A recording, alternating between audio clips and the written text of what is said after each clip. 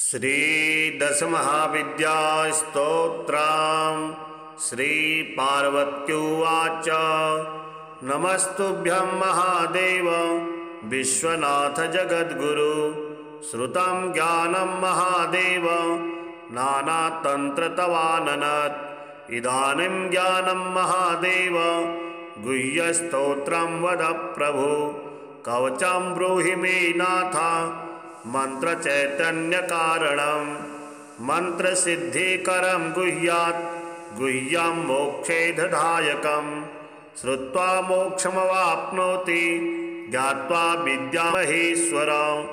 श्रीशिव उवाच दुर्लभं तारणीमार्गं दुर्लभं तारणीप्रदं मंत्रार्थं मंत्रचैतन्यं दुर्लभं शवसाधनं शमशान साधनं योनि साधनं ब्रह्म साधनं क्रिया साधनकं भक्ति साधनं मुक्ति साधनं तव प्रसादात् देवेशि सर्वा सिद्ध्यन्ति सिद्धयः।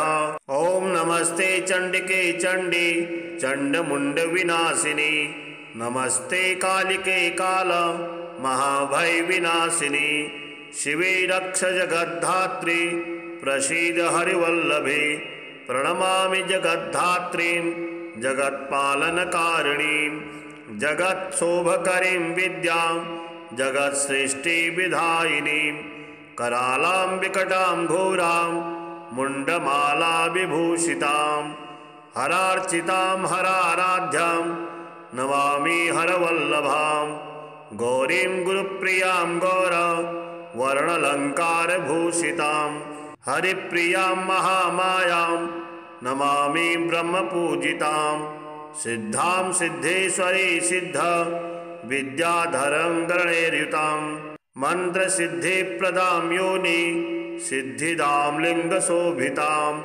प्रणमामि महामायां दुर्गां दुर्गतिनाशिनीम् उग्रामुग्रमयीमुग्रा तारामुग्रगणैर्युतां नीलां नीलघनश्यामां नमामि नीलसुन्दरीं श्यामाङ्गीं श्यामघटितां श्यामवर्णविभूषितां प्रणमामि जगद्धात्रीं गौरीं सर्वार्थसाधिनीं विश्वेश्वरीं महाघोरां विकटां घोरनादिनीं आद्यामाद्यगुरुराद्या माद्यनाथ प्रपूजितां श्रीं दुर्गां धनदामन्नपूर्णां पद्मां सुरेश्वरीं प्रणमामि जगद्धात्रीं चन्द्रशेखरवल्लभां त्रिपुरां सुन्दरीं बालामबलागणभूषितां शिवदूतीं शिवाराध्यां शिवध्येयां सनातनीं सुन्दरीं तारणीं सर्वा शिवागणविभूषितां नारायणीं विष्णुपूज्यां ब्रह्मविष्णुहरप्रियां सर्वसिद्धिप्रदां नित्यां नित्यां गुणवर्जितां सगुणां निर्गुणां ध्येया वर्जितां सर्वसिद्धिदां विद्यां सिद्धिप्रदां विद्यां महाविद्यां महेश्वरीं महेशभक्तां माहेशीं महाकालप्रपूजितां प्रणमामि जगद्धात्रीं शुम्भासुरविमर्दिनीं रक्तप्रियां रक्तवर्णां रक्तबीजविमर्दिनीं भैरवीं भुवनां देवीं लोलजिह्वां सुरेश्वरीं चतुर्भुजां दशभुजां अष्टादशभुजां शुभां त्रिपुरेश्वरीं विश्वनाथ प्रियां विश्वेश्वरीं शिवां अट्टहासामट्टहासा प्रियां धूम्रविनाशिनीं कमलां छिन्नभालां च माताङ्गीं सुरसुन्दरीं षोडशीं विजयां भीमां धूमां च बगलामुखीं सर्वसिद्धिप्रदां सर्वा विद्यामन्त्रविशोधिनीं प्रणमामि जगत्तारां सारां च मंत्रसिद्धये इत्येवं च वरारोहे स्तोत्रं सिद्धिकरं परं पठित्वा मोक्षमवाप्नोति सत्यं वै गिरिनन्दिनी कुजवारे चतुर्दश्याम् अयां जीववासरे शुक्रे निशिगते स्तोत्रं पठित्वा मोक्षमवाप्नुयात्। त्रिपक्षे मंत्रसिद्धि स्यात् स्तोत्रपाठाद्यशङ्करी। चतुर्दश्यां निशाभागे निशि भौमेष्टमी दिने निशामुखे पठे स्तोत्रं मंत्रसिद्धिमवाप्नुयात्। केवलं स्तोत्रपाठाद्धि तन्त्रसिद्धिरनुत्तमा। जागर्ते सततं चण्डी स्तवपाठाद्भुजङ्गिनी। काली तारा महाविद्या षोडशी भुवनेश्वरी। भैरवी छिन्नमस्ता च विद्या धूमवती तथा। बगला सिद्धिविद्या च मातंगी कमलात्मिका। एतादश महाविद्या सिद्धिविद्या प्रकीर्तिता। श्रीकाली स्तोत्रम्। ब्रह्मोवाच नमो नमस्ते जगतः प्रवृत्ते निवृत्तिरूपे स्थितिसर्गरूपे चराचराणां भवते च शक्तिः सनातनी सर्वविभूहनीति। या श्री सदा केशवमूर्तिमाया विश्वम्भरा या सकलं बिभर्ति। ह्रियोर्गिनी या महती मनोज्ञा सा त्वं नमस्ते परमात्मसारे। यामादिपूर्वे हृदयोगिनो यां विभावयन्ति प्रमीतिप्रतीतां। प्रकाशशुद्धादियुतां विराडां सा त्वं हि विद्या विविधावलम्बा। कूटस्थमव्यक्तमचिन्त्यरूपं त्वं बिभ्रति कालमयं जगन्ति। विकारबीजं प्रकरोषि नित्यं प्रत्नानि न्यून्यान्यथ मध्यमानि सत्वं रजोथो तम इत्यमीषां विकारहीना समवस्थितिर्या। सा त्वं गुणानां जगदेकहेतुर्बाह्यान्तरालं भवतीव याति।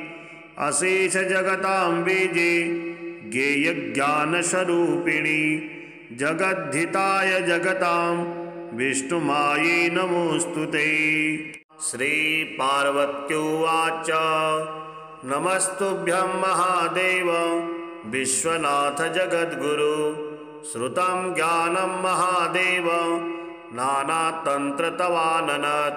इदानीं ज्ञानं महादेव गुह्यस्तोत्रं वद प्रभु।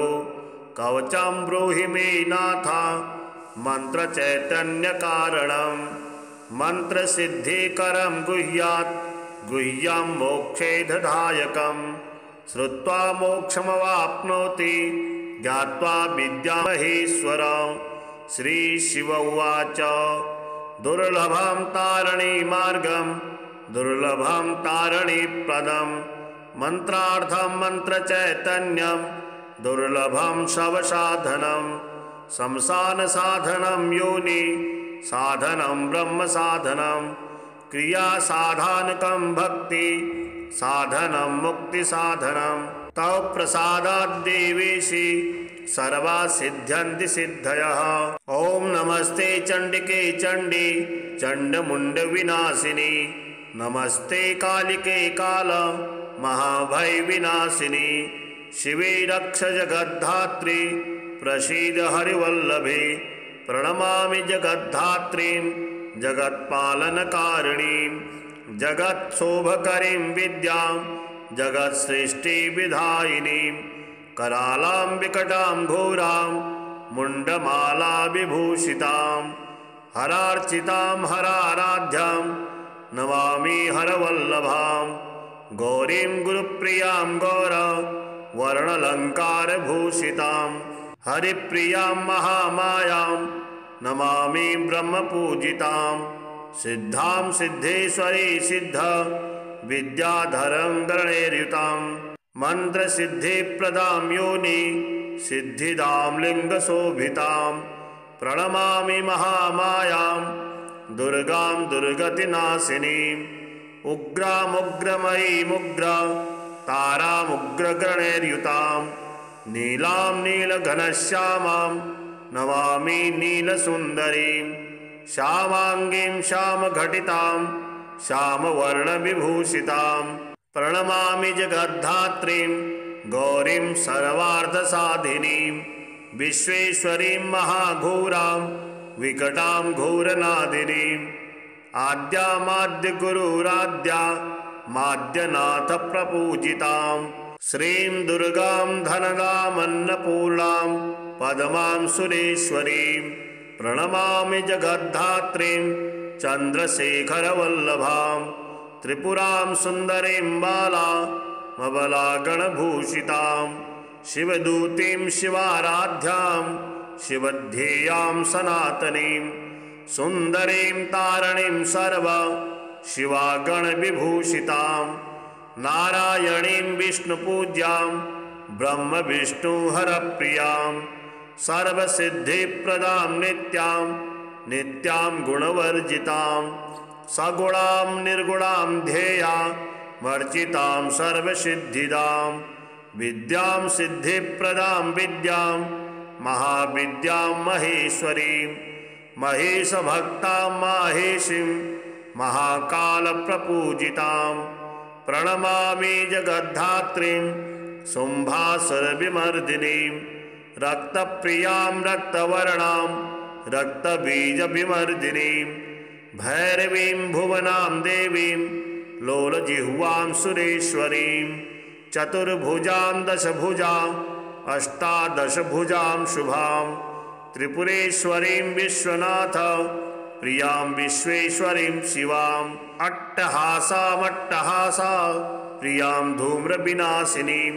कमलां छिन्नभालां च माताङ्गीं सुरसुन्दरीं षोडशीं विजयां भीमां धूमां च बगलामुखीं सर्वसिद्धिप्रदां सर्वा विद्यामन्त्रविशोधिनीं प्रणमामि जगत्तारां सारां च मन्त्रसिद्धये इत्येवं च वरारोहे स्तोत्रं सिद्धिकरं परं पठित्वा मोक्षमवाप्नोति सत्यं वै गिरिनन्दिनी कुजवारे चतुर्दश्यां अयां जीववासरे शुक्रे निशिगते स्तोत्रं पठित्वा मोक्षमवाप्नुयात् त्रिपक्षे मन्त्रसिद्धि स्यात् स्तोत्रपाठाद्यशङ्करी चतुर्दश्यां निशाभागे निशिभौमेष्टमी दिने निशामुखे पठे स्तोत्रं मन्त्रसिद्धिमवाप्नुयात् केवलं स्तोत्रपाठाद्धि तन्त्रसिद्धिरनुत्तमा जागर्ते सततं चण्डी स्तवपाठाद्भुजङ्गिनी काली तारा महाविद्या षोडशी भुवनेश्वरी भैरवी छिन्नमस्ता च विद्या धूमवती तथा बगला सिद्धिविद्या च मातङ्गीं कमलात्मिका एतादश महाविद्या सिद्धविद्या प्रकीर्तिता। श्रीकाली स्तोत्रम् ब्रह्मोवाच नमो नमस्ते जगतः प्रवृत्ते निवृत्तिरूपे स्थितिसर्गरूपे चराचराणां भवते च शक्तिः सनातने सर्वविभूहनीति या श्री सदा केशवमूर्तिमाया विश्वम्भराया सकलं बिभर्ति ह्रियोर्गिनी या महती मनोज्ञा सा त्वं नमस्ते परमात्मसारे यामादिपूर्वे हृदयोगिनो यां विभावयन्ति प्रमीतिप्रतीतां प्रकाशशुद्धादियुतां विराडां सा त्वं हि विद्या विविधावलम्बा कूटस्थमव्यक्तमचिन्तरूपं त्वं बिभ्रति कालमयं जगन्ति विकारबीजं प्रकरोषि नित्यं प्रत्नानि न्यून्यान्यथ मध्यमानि सत्वं रजोथो तम इत्यमीषां विकारहीना समवस्थितिर्या सा त्वं गुणानां जगदेकहेतुर्बाह्यान्तरालं भवतीव याति अशेषजगतां बीजे ज्ञेयज्ञानस्वरूपिणी जगद्धिताय जगतां विष्णुमायै नमोऽस्तु ते। श्रीपार्वत्युवाच नमस्तुभ्यं महादेव विश्वनाथ जगद्गुरु। श्रुतं ज्ञानं महादेव नानातन्त्रतवाननत्। इदानीं ज्ञानं महादेव गुह्यस्तोत्रं वद प्रभु। कवचं ब्रूहि मे नाथ मन्त्रचैतन्यकारणं। मन्त्रसिद्धिकरं गुह्यात् गुह्यं मोक्षेददायकं। श्रुत्वा मोक्षमवाप्नोति ज्ञात्वा विद्यामहेश्वरं। श्रीशिव उवाच दुर्लभं तारिणीमार्गं दुर्लभं तारिणीप्रदं। मन्त्रार्थं मन्त्रचैतन्यं दुर्लभं शवसाधनं। शमशानसाधनं योनि साधनं ब्रह्मसाधनं। क्रियासाधनकं भक्ति साधनं मुक्तिसाधनं। तव प्रसादाद्देवेशि सर्वा सिद्ध्यन्ति सिद्धयः। ॐ नमस्ते चण्डिके चण्डी चण्डमुण्डविनाशिनी। नमस्ते कालिके काल महाभयविनाशिनी। शिवे रक्ष जगद्धात्री प्रसीद हरिवल्लभे। प्रणमामि जगद्धात्रीं जगत्पालनकारिणीं। जगत्शोभकरीं विद्यां जगत्सृष्टिविधायिनीं। करालां विकटां घोरां मुण्डमाला विभूषितां। हरार्चितां हराराध्यां नमामि हरवल्लभां। गौरीं गुरुप्रियां गौरवर्णलङ्कारभूषितां। हरिप्रियां महामायां नमामि ब्रह्मपूजितां। सिद्धां सिद्धेश्वरी सिद्ध विद्याधरं गणैर्युतां। मन्त्रसिद्धिप्रदां योनि सिद्धिदां लिङ्गशोभितां। प्रणमामि महामायां दुर्गां दुर्गतिनाशिनीम्। उग्रामुग्रमयीमुग्र तारामुग्रगणैर्युतां। नीलां नीलघनश्यामां नमामि नीलसुन्दरीं। श्यामाङ्गीं श्यामघटितां श्यामवर्णविभूषितां। प्रणमामि जगद्धात्रीं गौरीं सर्वार्थसाधिनीं।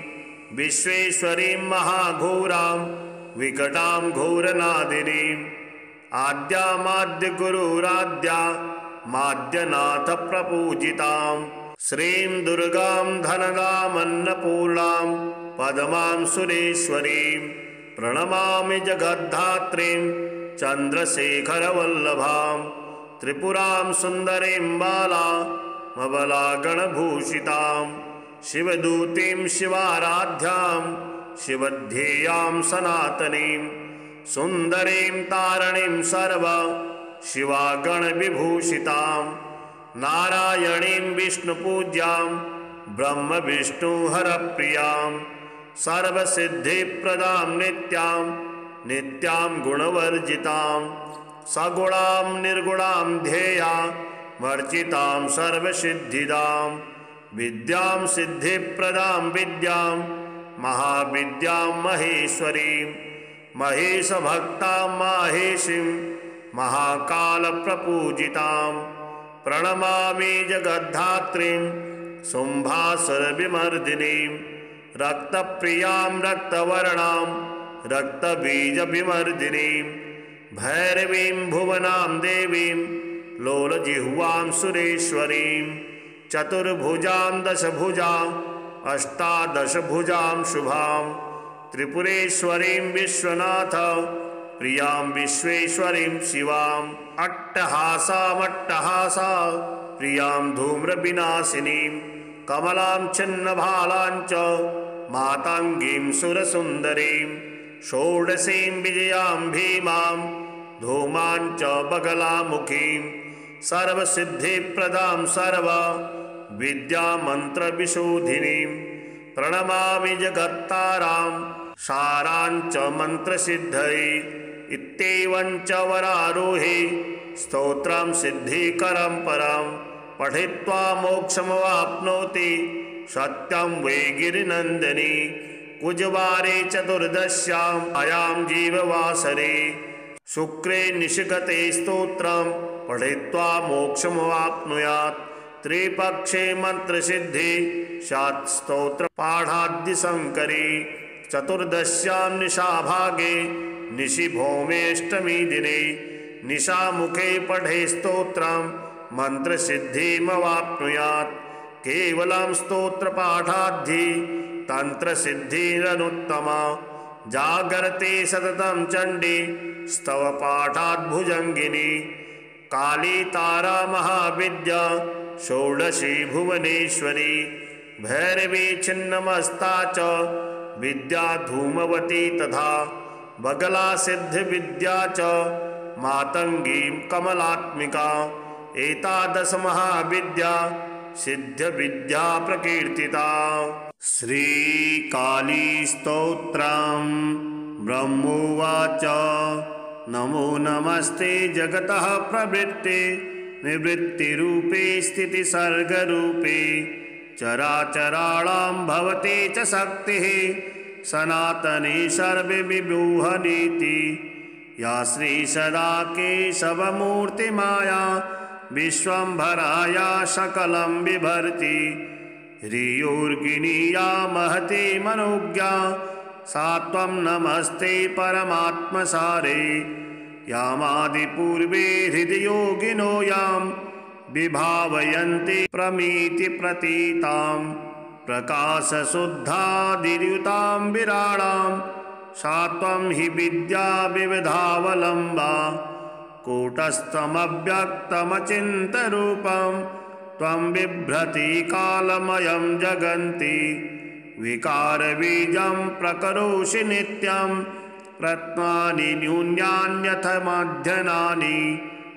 मध्यमानि सत्वं रजोथो तम इत्यमीषां विकारहीना समवस्थितिर्या। सा त्वं गुणानां जगदेकहेतुर्बाह्यान्तरालं भवतीव याति। अशेषजगतां बीजे ज्ञेयज्ञानस्वरूपिणी जगद्धिताय जगतां विष्णुमाये नमोऽस्तु ते। श्रीपार्वत्युवाच नमस्तुभ्यं महादेव विश्वनाथ जगद्गुरु। श्रुतं ज्ञानं महादेव नानातन्त्रतवाननत्। इदानीं ज्ञानं महादेव गुह्यस्तोत्रं वद प्रभु। कवचं ब्रूहि मे नाथ मन्त्रचैतन्यकारणं। मन्त्रसिद्धिकरं गुह्यात् गुह्यं मोक्षेदधायकं। श्रुत्वा मोक्षमवाप्नोति ज्ञात्वा विद्यामहेश्वरं। श्रीशिव उवाच दुर्लभं तारणीमार्गं दुर्लभं तारणीप्रदं। मन्त्रार्थं मन्त्रचैतन्यं दुर्लभं शवसाधनं। शमशानसाधनं योनि साधनं ब्रह्मसाधनं। क्रियासाधानकं भक्ति साधनं मुक्तिसाधनं। तव प्रसादाद्देवेशि सर्वा सिद्ध्यन्ति सिद्धयः। ॐ नमस्ते चण्डिके चण्डी चण्डमुण्डविनाशिनी। नमस्ते कालिके काल महाभयविनाशिनी। शिवे रक्ष जगद्धात्री प्रसीद हरिवल्लभे। प्रणमामि जगद्धात्रीं जगत्पालनकारिणीं। जगत्शोभकरीं विद्यां जगत्सृष्टिविधायिनीं। करालां विकटां घोरां मुण्डमाला विभूषितां। हरार्चितां हराराध्यां नमामि हरवल्लभां। गौरीं गुरुप्रियां गौर वर्णालङ्कारभूषितां। हरिप्रियां महामायां नमामि ब्रह्मपूजितां। सिद्धां सिद्धेश्वरी सिद्ध विद्याधरं गणैर्युतां। मन्त्रसिद्धिप्रदां योनि सिद्धिदां लिङ्गशोभितां। प्रणमामि महामायां दुर्गां दुर्गतिनाशिनीम्। उग्रामुग्रमयीमुग्रा तारामुग्रगणैर्युतां। नीलां नीलघनश्यामां नमामि नीलसुन्दरीं श्यामाङ्गीं श्यामघटितां श्यामवर्णविभूषितां प्रणमामि जगद्धात्रीं गौरीं सर्वार्थसाधिनीं विश्वेश्वरीं महाघोरां विकटां घोरनादिनीम् आद्यामाद्यगुरुराद्या माद्यनाथ प्रपूजितां श्रीं दुर्गां धनगामन्नपूर्णां पद्मां सुरेश्वरीं प्रणमामि जगद्धात्रीं चन्द्रशेखरवल्लभां त्रिपुरां सुन्दरीं बालामबलागणभूषितां शिवदूतीं शिवाराध्यां शिवध्येयां सनातनीं सुन्दरीं तारणीं सर्वा शिवागणविभूषितां नारायणीं विष्णुपूज्यां ब्रह्मविष्णुहरप्रियां सर्वसिद्धिप्रदां नित्यां नित्यां गुणवर्जितां सगुणां निर्गुणां ध्येया वर्जितां सर्वसिद्धिदां विद्यां सिद्धिप्रदां विद्यां महाविद्यां महेश्वरीं महेशभक्तां माहेशीं महाकालप्रपूजितां प्रणमामि जगद्धात्रीं शुम्भासुरविमर्दिनीं रक्तप्रियां रक्तवर्णां रक्तबीजविमर्दिनीं भैरवीं भुवनां देवीं लोलजिह्वां सुरेश्वरीं चतुर्भुजां दशभुजां अष्टादशभुजां शुभां त्रिपुरेश्वरीं विश्वनाथ प्रियां विश्वेश्वरीं शिवाम् अट्टहासामट्टहासा प्रियां धूम्रविनाशिनीं कमलां छिन्नभालां च माताङ्गीं सुरसुन्दरीं षोडशीं विजयां भीमां धूमां च बगलामुखीं सर्वसिद्धिप्रदां सर्वा विद्यामन्त्रविशोधिनीं प्रणमामि जगत्तारां सारां च मन्त्रसिद्धये इत्येवं च वरारोहे स्तोत्रं सिद्धिकरं परं पठित्वा मोक्षमवाप्नोति सत्यं वै गिरिनन्दिनी कुजवारे चतुर्दश्याम् अयां जीववासरे शुक्रे निशिगते स्तोत्रं पठित्वा मोक्षमवाप्नुयात् त्रिपक्षे मन्त्रसिद्धि स्यात् स्तोत्रपाठाद्यशङ्करी चतुर्दश्यां निशाभागे निशिभौमेऽष्टमी दिने निशामुखे पठे स्तोत्रं मन्त्रसिद्धिमवाप्नुयात् केवलं स्तोत्रपाठाद्धि तन्त्रसिद्धिरनुत्तमा जागर्ते सततं चण्डी स्तवपाठाद्भुजङ्गिनी काली तारा महाविद्या षोडशी भुवनेश्वरी भैरवी छिन्नमस्ता च विद्या धूमवती तथा बगला सिद्धिविद्या च मातङ्गीं कमलात्मिका एतादश महाविद्या सिद्धविद्या प्रकीर्तिता। श्रीकाली स्तोत्रं ब्रह्मोवाच नमो नमस्ते जगतः प्रवृत्ते निवृत्तिरूपे स्थितिसर्गरूपे चराचराणां भवते च शक्तिः सनातनी सर्वविभूहनीति या श्री सदा केशवमूर्तिमाया विश्वम्भराया सकलं बिभर्ति ह्रियोर्गिनी या महती मनोज्ञा सा त्वं नमस्ते परमात्मसारे यामादिपूर्वे हृदयोगिनो यां विभावयन्ति प्रमीतिप्रतीतां प्रकाशशुद्धादियुतां विराडां सा त्वं हि विद्या विविधावलम्बा कूटस्थमव्यक्तमचिन्तरूपं त्वं बिभ्रति कालमयं जगन्ति विकारबीजं प्रकरोषि नित्यं प्रत्नानि न्यून्यान्यथ मध्यमानि सत्वं रजोथो तम इत्यमीषां विकारहीना समवस्थितिर्या सा त्वं गुणानां जगदेकहेतुर्बाह्यान्तरालं भवतीव याति अशेषजगतां बीजे ज्ञेयज्ञानस्वरूपिणी जगद्धिताय जगतां विष्णुमायै नमोऽस्तुते। श्रीपार्वत्युवाच नमस्तुभ्यं महादेव विश्वनाथ जगद्गुरु। श्रुतं ज्ञानं महादेव नानातन्त्रतवाननत्। इदानीं ज्ञानं महादेव गुह्यस्तोत्रं वद प्रभु। कवचं ब्रूहि मे नाथ मन्त्रचैतन्यकारणं। मन्त्रसिद्धिकरं गुह्यात् गुह्यं मोक्षेदधायकं। श्रुत्वा मोक्षमवाप्नोति ज्ञात्वा विद्यामहेश्वरं। श्रीशिव उवाच दुर्लभं तारिणीमार्गं दुर्लभं तारिणीप्रदं। मन्त्रार्थं मन्त्रचैतन्यं दुर्लभं शवसाधनं।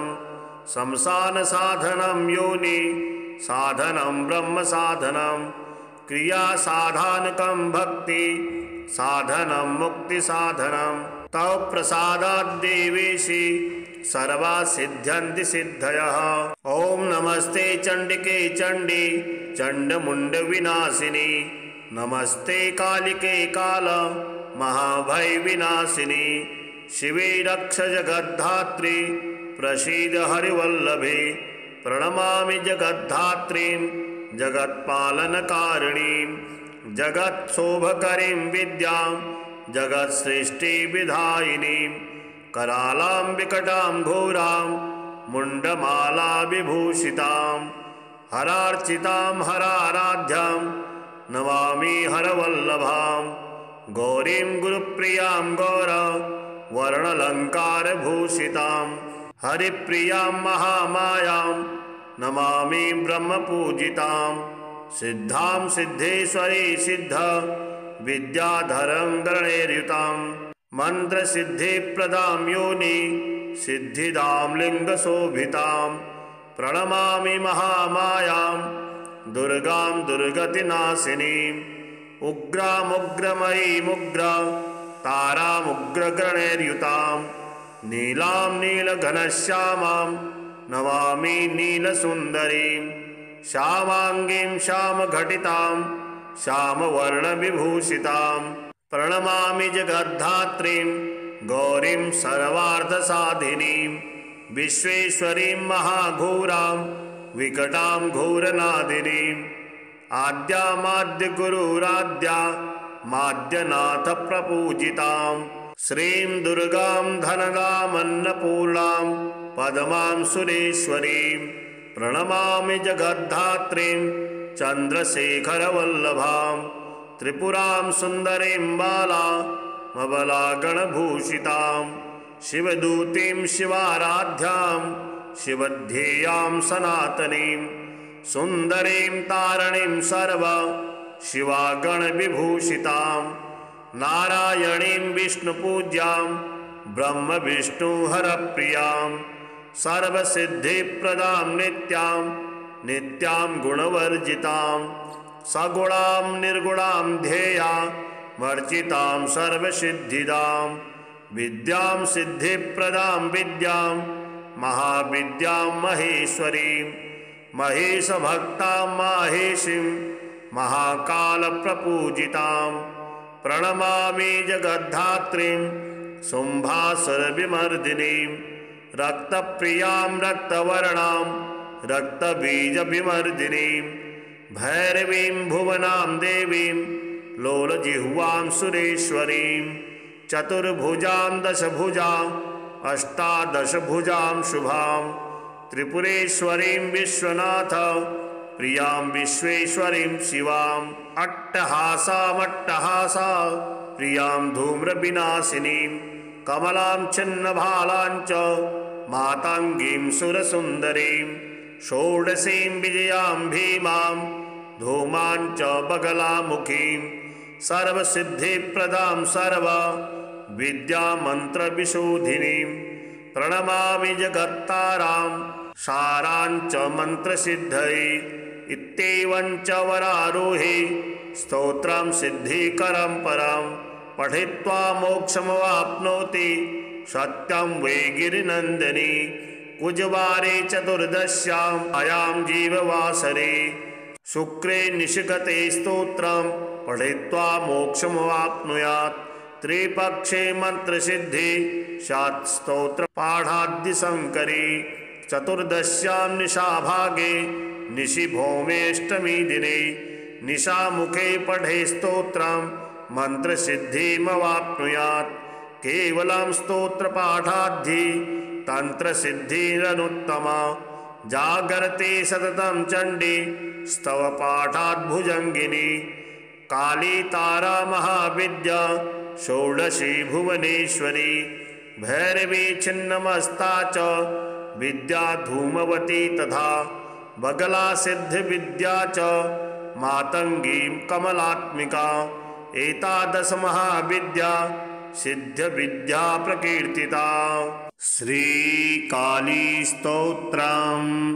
ब्रह्मोवाच नमो नमस्ते जगतः प्रवृत्ते निवृत्तिरूपे स्थितिसर्गरूपे चराचराणां भवते च शक्तिः सनातने सर्वविभूहनीति।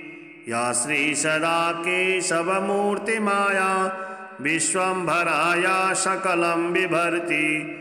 ह्रियोर्गिनी या महती मनोज्ञा सा त्वं नमस्ते परमात्मसारे। यामादिपूर्वे हृदि योगिनो यां विभावयन्ति प्रमीति प्रतीतां। प्रकाशशुद्धादियुतां विराडां सा त्वं हि विद्या विविधावलम्बा। कूटस्थमव्यक्तमचिन्तरूपं त्वं बिभ्रति कालमयं जगन्ति। विकारबीजं प्रकरोषि नित्यं प्रत्नानि न्यून्यान्यथ मध्यमानि सत्वं रजोथो तम इत्यमीषां विकारहीना समवस्थितिर्या। सा त्वं गुणानां जगदेकहेतुर्बाह्यान्तरालं भवतीव याति। अशेषजगतां बीजे ज्ञेयज्ञानस्वरूपिणी जगद्धिताय जगतां विष्णुमायै नमोऽस्तुते। श्रीपार्वत्युवाच नमस्तुभ्यं महादेव विश्वनाथ जगद्गुरु। श्रुतं ज्ञानं महादेव नानातन्त्रतवाननत्। इदानीं ज्ञानं महादेव गुह्यस्तोत्रं वद प्रभो। कवचं ब्रूहि मे नाथ मन्त्रचैतन्यकारणं। मन्त्रसिद्धिकरं गुह्यात् गुह्यं मोक्षेधदायकं। श्रुत्वा मोक्षमवाप्नोति ज्ञात्वा विद्यामहेश्वरं। श्रीशिव उवाच दुर्लभं तारिणीमार्गं दुर्लभं तारिणीप्रदं। मन्त्रार्थं मन्त्रचैतन्यं दुर्लभं शवसाधनं। शमशानसाधनं योनि साधनं ब्रह्मसाधनं। क्रियासाधानकं भक्ति साधनं मुक्तिसाधनं। तव प्रसादाद्देवेशि सर्वा सिद्ध्यन्ति सिद्धयः। ॐ नमस्ते चण्डिके चण्डी चण्डमुण्डविनाशिनी। नमस्ते कालिके काल महाभयविनाशिनी। शिवे रक्ष जगद्धात्री प्रसीद हरिवल्लभे। प्रणमामि जगद्धात्रीं जगत्पालनकारिणीं। जगत्शोभकरीं विद्यां जगत्सृष्टिविधायिनीं। करालां विकटां घोरां मुण्डमाला विभूषितां। हरार्चितां हराराध्यां नमामि हरवल्लभां। गौरीं गुरुप्रियां गौरवर्णलङ्कारभूषितां। हरिप्रियां महामायां नमामि ब्रह्मपूजितां। सिद्धां सिद्धेश्वरी सिद्ध विद्याधरं गणैर्युतां। मन्त्रसिद्धिप्रदां योनि सिद्धिदां लिङ्गशोभितां। प्रणमामि महामायां दुर्गां दुर्गतिनाशिनीम्। उग्रामुग्रमयीमुग्रा तारामुग्रगणैर्युतां। नीलां नीलघनश्यामां नमामि नीलसुन्दरीं श्यामाङ्गीं श्यामघटितां श्यामवर्णविभूषितां प्रणमामि जगद्धात्रीं गौरीं सर्वार्थसाधिनीं विश्वेश्वरीं महाघोरां विकटां घोरनादिनीम् आद्यामाद्यगुरुराद्या माद्यनाथ प्रपूजितां श्रीं दुर्गां धनगामन्नपूर्णां पद्मां सुरेश्वरीं प्रणमामि जगद्धात्रीं चन्द्रशेखरवल्लभां त्रिपुरां सुन्दरीं बालामबलागणभूषितां शिवदूतीं शिवाराध्यां शिवध्येयां सनातनीं सुन्दरीं तारणीं सर्वा शिवागणविभूषितां नारायणीं विष्णुपूज्यां ब्रह्मविष्णुहरप्रियां सर्वसिद्धिप्रदां नित्यां गुणवर्जितां सगुणां निर्गुणां ध्येया वर्जितां सर्वसिद्धिदां विद्यां सिद्धिप्रदां विद्यां महाविद्यां महेश्वरीं महेशभक्तां माहेशीं महाकालप्रपूजितां प्रणमामि जगद्धात्रीं शुम्भासुरविमर्दिनीं रक्तप्रियां रक्तवर्णां रक्तबीजविमर्दिनीं भैरवीं भुवनां देवीं लोलजिह्वां सुरेश्वरीं चतुर्भुजां दशभुजां अष्टादशभुजां शुभां त्रिपुरेश्वरीं विश्वनाथ प्रियां विश्वेश्वरीं शिवां अट्टहासा प्रियां धूम्रविनाशिनीं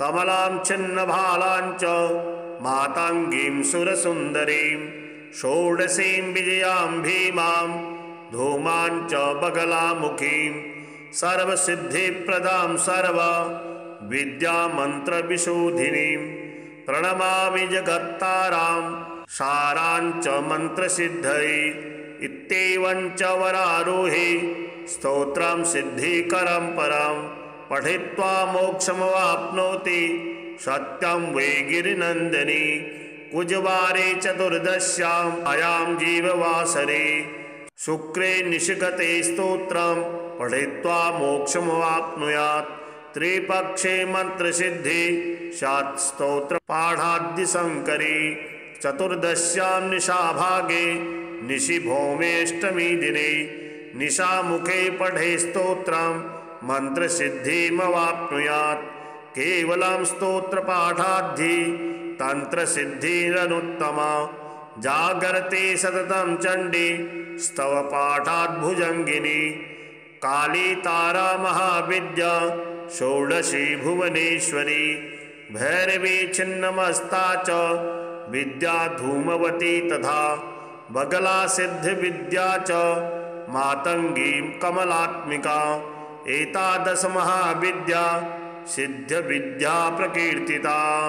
श्रीकाली स्तोत्रम् ब्रह्मोवाच नमो नमस्ते जगतः प्रवृत्ते निवृत्तिरूपे स्थितिसर्गरूपे चराचराणां भवते च शक्तिः सनातने सर्वविभूहनीति या श्री सदा केशवमूर्तिमाया विश्वम्भराया सकलं बिभर्ति ह्रियोर्गिनी या महती मनोज्ञा सा त्वं नमस्ते परमात्मसारे यामादिपूर्वे हृदयोगिनो यां विभावयन्ति प्रमीतिप्रतीतां प्रकाशशुद्धादिर्युतां विराडां सा त्वं हि विद्या विविधावलम्बा कूटस्थमव्यक्तमचिन्तरूपं त्वं बिभ्रति कालमयं जगन्ति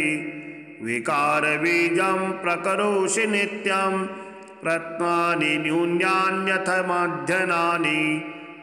मध्यमानि सत्वं रजोथो तम इत्यमीषां विकारहीना समवस्थितिर्या सा त्वं गुणानां जगदेकहेतुर्बाह्यान्तरालं भवतीव याति अशेषजगतां बीजे ज्ञेयज्ञानस्वरूपिणी जगद्धिताय जगतां विष्णुमायै नमोऽस्तु ते। श्रीपार्वत्युवाच नमस्तुभ्यं महादेव विश्वनाथ जगद्गुरु। श्रुतं ज्ञानं महादेव नानातन्त्रतवाननत्। इदानीं ज्ञानं महादेव गुह्यस्तोत्रं वद प्रभु। कवचं ब्रूहि मे नाथ मन्त्रचैतन्यकारणं। मन्त्रसिद्धिकरं गुह्यात् गुह्यं मोक्षेददायकं। श्रुत्वा मोक्षमवाप्नोति ज्ञात्वा विद्यामहेश्वरं। श्रीशिव उवाच दुर्लभं तारिणीमार्गं दुर्लभं तारिणीप्रदं।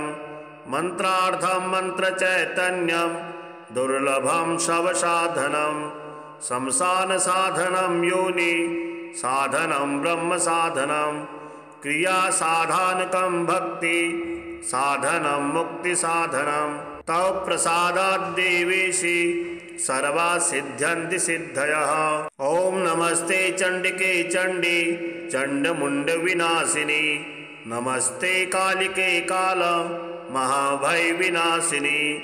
शिवे रक्ष जगद्धात्री प्रसीद हरिवल्लभे। प्रणमामि जगद्धात्रीं जगत्पालनकारिणीं। जगत्शोभकरीं विद्यां जगत्सृष्टिविधायिनीं। करालां विकटां घोरां मुण्डमाला विभूषितां। हरार्चितां हराराध्यां नमामि हरवल्लभां। गौरीं गुरुप्रियां गौर वर्णलङ्कारभूषितां। हरिप्रियां महामायां नमामि ब्रह्मपूजितां। सिद्धां सिद्धेश्वरी सिद्ध विद्याधरं गणैर्युतां। मन्त्रसिद्धिप्रदां योनि सिद्धिदां लिङ्गशोभितां। प्रणमामि महामायां दुर्गां दुर्गतिनाशिनीं। उग्रामुग्रमयीमुग्र तारामुग्रगणैर्युतां। नीलां नीलघनश्यामां नमामि नीलसुन्दरीं। श्यामाङ्गीं श्यामघटितां श्यामवर्णविभूषितां। प्रणमामि जगद्धात्रीं गौरीं सर्वार्थसाधिनीं। विश्वेश्वरीं महाघोरां विकटां घोरनादिनीम्। आद्यामाद्यगुरुराद्या माद्यनाथ प्रपूजितां। श्रीं दुर्गां धनदामन्नपूर्णां पद्मां सुरेश्वरीं। प्रणमामि जगद्धात्रीं चन्द्रशेखरवल्लभां। त्रिपुरां सुन्दरीं बालामबलागणभूषितां। शिवदूतीं शिवाराध्यां शिवध्येयां सनातनीं। सुन्दरीं तारिणीं सर्व शिवागणविभूषितां। नारायणीं विष्णुपूज्यां ब्रह्मविष्णुहरप्रियां। सर्वसिद्धिप्रदां नित्यां नित्यां गुणवर्जितां। सगुणां निर्गुणां ध्येया वर्जितां सर्वसिद्धिदां। विद्यां सिद्धिप्रदां विद्यां महाविद्यां महेश्वरीं। महेशभक्तां माहेशीं महाकालप्रपूजितां।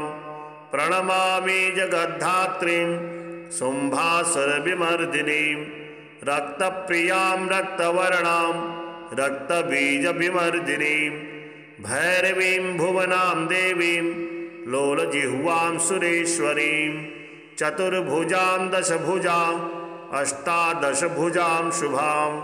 त्रिपुरेश्वरीं विश्वनाथ प्रियां विश्वेश्वरीं शिवां।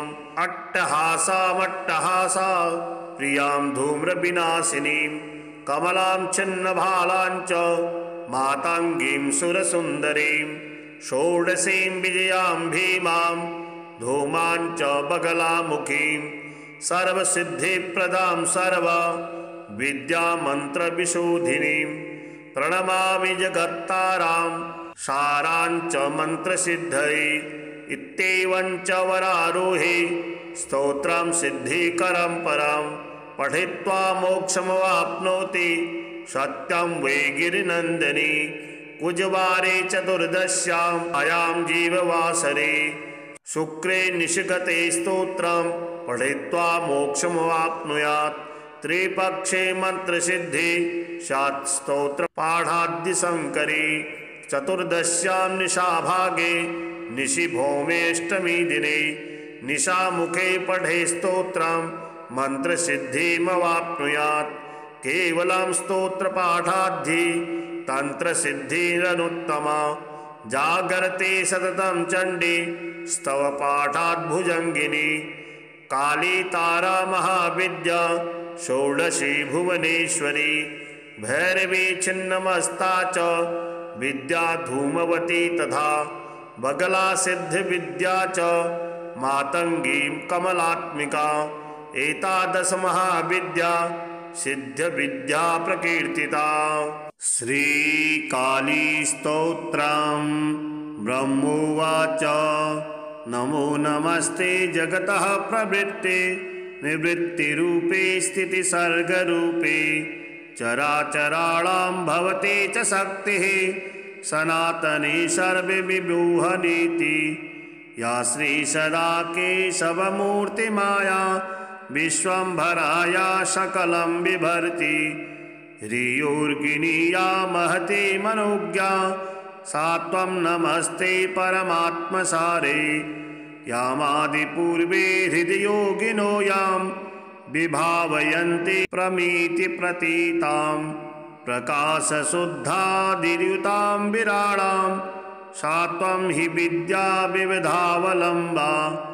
कूटस्थमव्यक्तमचिन्त्यरूपं त्वं बिभ्रति कालमयं जगन्ति। विकारबीजं प्रकरोषि नित्यं रत्नानि न्यून्यान्यथ मध्यमानि सत्वं रजोथो तम इत्यमीषां विकारहीना समवस्थितिर्या। सा त्वं गुणानां जगदेकहेतुर्बाह्यान्तरालं भवतीव याति। अशेषजगतां बीजे ज्ञेयज्ञानस्वरूपिणी जगद्धिताय जगतां विष्णुमायै नमोऽस्तु ते।